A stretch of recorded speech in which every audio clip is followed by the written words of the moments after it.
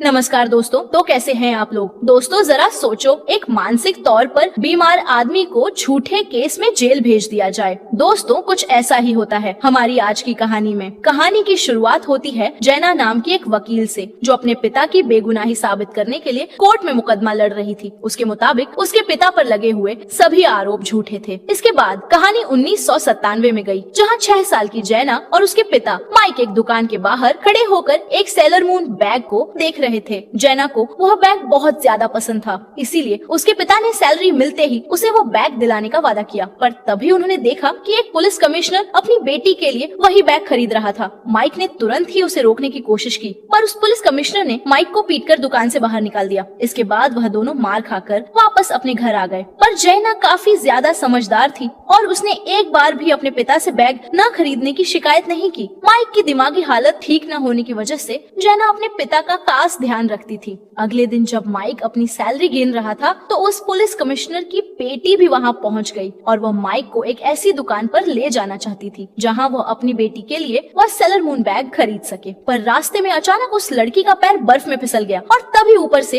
एक ईंट आकर उसके सर पर गिरी, जिस वजह से उसकी वहीं पर मौत हो गई। माइक ने उसे बचाने के लिए उसे सीपीआर देने की कोशिश की, पर पास में ही बैठी एक औरत ने इसे गलत हरकत समझकर माइक के खिलाफ पुलिस में शिकायत कर दी। जिसके बाद पुलिस माइक को उठाकर पुलिस स्टेशन ले आई, जहां उसे अपनी बीमारी की वजह से समझ ही नहीं आ रहा था कि पुलिस ने उसे अरेस्ट कर लिया है और वह बार बार वापस घर जाने की कोशिश कर रहा था। उसकी इस हरकत से परेशान होकर पुलिस वालों ने उसे पीटना शुरू कर दिया। अगली सुबह पुलिस ने माइक पर आरोप लगाया कि उसने पुलिस कमिश्नर से बदला लेने के लिए उसकी बेटी की हत्या की है और साथ ही उसे क्राइम सीन पर भी ले जाया गया, जहां उसे इस पूरी वारदात को फिर से करके दिखाने को कहा गया। तभी जैना भी अपने पिता को ढूंढते हुए वहां पहुंच गई और अपने पिता को ऐसी हालत में देखकर वह तुरंत ही माइक की तरफ भागी और पुलिस वालों ने उसे अपने पिता से मिलने नहीं दिया। इसके बाद माइक को जेल में भेज दिया गया, जहां वार्डन ने भी उसे ऐसी घटिया हरकत करने के लिए काफी पीटा। इसके बाद उन्होंने उसे सेल नंबर 7 में भेज दिया, जहां कुछ कैदी पहले से ही रह रहे थे और उन्होंने भी माइक को काफी पीटा। लेकिन इस सब के बावजूद भी माइक के दिमाग में सिर्फ अपनी बेटी की चिंता थी। जेल में सभी कैदियों को फुटबॉल बनाने का काम दिया जाता था। माइक का सेलमेट और कैदियों का लीडर जॉन इसी का फायदा उठाकर उन बॉल्स में सामान डालकर स्मगलिंग किया करता है और इसी तरह सामान की स्मगलिंग करके उसने जेल में अपनी पकड़ बना ली थी। पर इसी के साथ जेल में उसके दुश्मन भी बहुत बढ़ गए थे, जिसके चलते एक दिन दूसरी गैंग के लीडर ने जॉन को जान से मारने की कोशिश की, लेकिन ऐन वक्त पर माइक ने बीच में आकर उसकी जान बचा ली। उसकी इस हरकत से जॉन बहुत ज्यादा खुश हुआ और उसने माइक से कहा कि भाई तुझे क्या चाहिए, बता, जो तू कहेगा वह हो जाएगा। लेकिन माइक तो सिर्फ अपनी बेटी से मिलना चाहता था। कुछ दिनों बाद जेल में एक चर्च शो होने वाला था, जिसका फायदा उठाकर जैना को भी जेल में लाया गया और सही मौका मिलते ही यह कैदी उसे डब्बे में छिपाकर माइक के सेल में ले आया। अपनी बेटी से मिलते ही माइक ने सबसे पहले तो उससे माफी मांगी और उसे पूरी कहानी सुनाई, पर तभी उन्हें पता चला कि चर्च शो को तो बीच में ही बंद कर दिया गया था। जिसके बाद कैदी तुरंत ही जैना को वापस छोड़ने के लिए गया, लेकिन तब तक काफी ज्यादा देर हो गई थी, क्योंकि बस तो कब की जेल से निकल गई। अब उनके पास जैना को अपने साथ रखने के अलावा और कोई चारा नहीं था।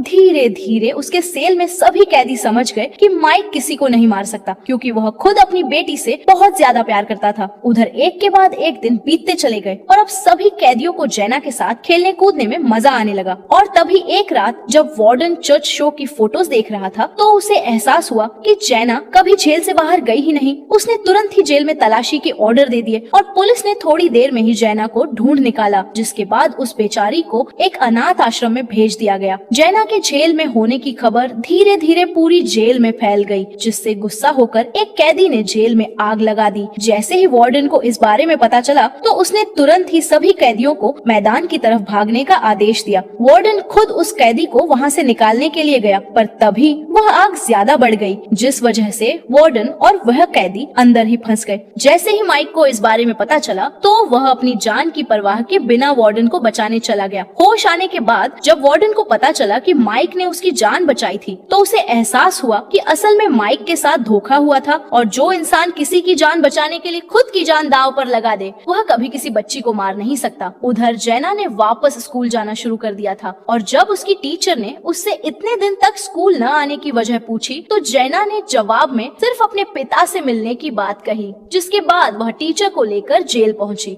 जिसे देखकर टीचर हैरान हो गई। जैना को देखकर माइक बहुत खुश होता है और उन दोनों ने ढेर सारी बातें भी की। अपने पिता से मिलने के बाद जैना ने खाना पीना छोड़ दिया था, जिस वजह से उसकी तबीयत दिन पर दिन बिगड़ती चली गई। जल्द ही उसे हॉस्पिटल में दाखिल करवाना पड़ा, जहां जेल का वार्डन भी उससे मिलने पहुंचा। जैना ने वार्डन से कहा कि मुझे भी अरेस्ट करके जेल में ले जाओ ताकि मैं अपने पापा के साथ रह सकूं। माइक और जैना की हालत देखकर वार्डन ने कहा कि तुम हर रोज स्कूल के बाद अपने पापा से मिलने आ सकती हो और साथ ही वार्डन माइक की केस फाइल पढ़ने लगता है, जिसे पढ़ते ही वह समझ गया कि इस बंदे के साथ कुछ तो गलत किया जा रहा है और इसीलिए उसने माइक की मदद करने का फैसला किया। इसके बाद वह कमिश्नर से मिला, जहां उसने माइक के केस की फिर से जांच करवाने की रिक्वेस्ट की, पर वह यह नहीं जानता था कि यह सारा जाल कमिश्नर का ही तो बिछाया हुआ है। जैना धीरे धीरे सभी कैदियों की काफी अच्छी दोस्त बन गई। वह रोज जेल में आती तो थी ही, तो वह साथ साथ जॉन को पढ़ना लिखना सिखाने लगी। एक दिन वह अपने क्लास के एक बच्चे से फोन मांगकर जेल में ले आई ताकि सभी कैदी अपने घर पर बात कर सके। धीरे धीरे वहाँ सभी लोग एक परिवार की तरह रहने लग गए और एक दिन उन्हें पता चला कि माइक के फैसले की तारीख नजदीक आ रही है, इसीलिए सभी कैदियों ने उसकी मदद करने का फैसला किया, जिसके लिए सबसे पहले तो उन्होंने हादसे को कई बार दोबारा बनाकर देखने की कोशिश की, जिसके बाद उन्हें पता चला कि असल में वह लड़की जमी हुई बर्फ की वजह से फिसली थी और नीचे गिरते वक्त उस लड़की ने गलती से एक रस्सी को खींच दिया जो एक ईंट से बंधी हुई थी, जिसके बाद वह ईंट सीधा आकर उसके सर पर लगी। इसके बाद उन कैदियों ने अपने अनुभव से माइक के लिए कई सारे सवाल तैयार किए और उसे उनके जवाब देने के लिए तैयार करना शुरू किया। माइक की बीमारी के चलते उसके लिए यह सब काफी मुश्किल था, पर फिर भी उसने दिन रात इसके लिए मेहनत की। फैसले की तारीख से पहले माइक से मिलने के लिए पब्लिक लॉयर जेल में आया, जिसके मुताबिक अगर माइक अपनी बेटी को बचाना चाहता है तो उसे किसी भी हाल में गुनाह कबूलना होगा, वरना कमिश्नर उसकी बेटी को जान से मार देगा। कुछ दिनों बाद जब माइक को फैसले के लिए कोर्ट में लाया गया तो कमिश्नर उससे मिलने के लिए वेटिंग रूम में आया, जहां उसने माइक को पीटते हुए वकील की बात याद दिलाई और जैना को जान से मारने की धमकी दी।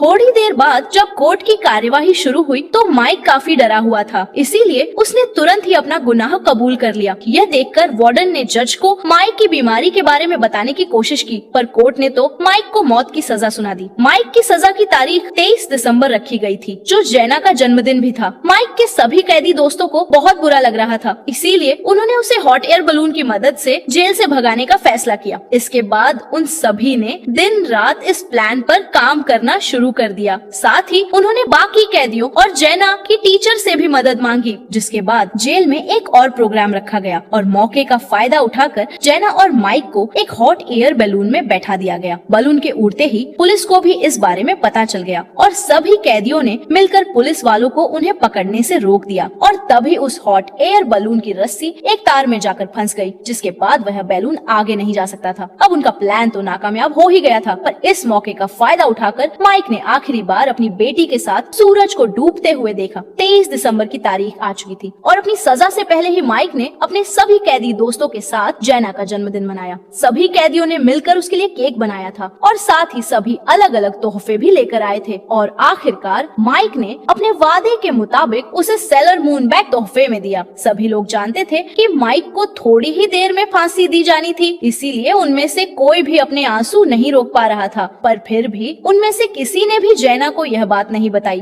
थोड़ी देर बाद सिपाही माइक को सजा के लिए ले जाने आए और जाने से पहले माइक ने अपने सभी साथियों का शुक्रिया अदा किया। उन सबको उसे जाते हुए देखकर बहुत बुरा लग रहा था, लेकिन वह चाहकर भी कुछ नहीं कर सकते थे। हमेशा हमेशा के लिए जुदा होने से पहले एक आखिरी बार माइक ने अपनी बेटी को गले लगाया। अपनी फांसी के लिए जाते वक्त माइक को अपनी बेटी की आवाज सुनाई दी और वह तुरंत ही वापस अपनी बेटी से मिलने के लिए आ गया। वह बार बार मदद के लिए चिल्ला रहा था, क्योंकि वह किसी भी हालत में अपनी बेटी से अलग नहीं होना चाहता था, लेकिन अब बहुत देर हो चुकी थी और उधर वार्डन भी अपने आप को मजबूर महसूस कर रहा था, क्योंकि वह चाहकर भी माइक की मदद नहीं कर सकता था और आखिरकार माइक को उस गुनाह के लिए फांसी पर चढ़ा दिया गया जो उसने कभी किया ही नहीं था। 16 साल बाद जब जैना एक वकील बन गई थी तो उसने अपने पिता की बेगुनाही साबित करने के लिए कोर्ट में मुकदमा किया। वार्डन और माइक के सेलमेट भी केस की सुनवाई पर आए थे और आखिरकार जैना अपने पिता की बेगुनाही साबित करने में कामयाब हो गई। जज ने पिछले फैसले को बदलकर माइक को बेकसूर घोषित कर दिया और उस लड़की की मौत की जांच फिर से करने का आदेश दिया। सभी लोग बेहद खुश थे और इसके बाद जैना तार में फंसे उस गुब्बारे को देखकर अपने पिता के साथ हॉट एयर बैलून में बिताए हुए उन खूबसूरत पलों को याद करने लगी। दोस्तों, वीडियो पसंद आया हो तो वीडियो को लाइक और रोसा वर्मा ऑफ द वाले चैनल को सब्सक्राइब करें। वीडियो देखने के लिए बहुत बहुत धन्यवाद।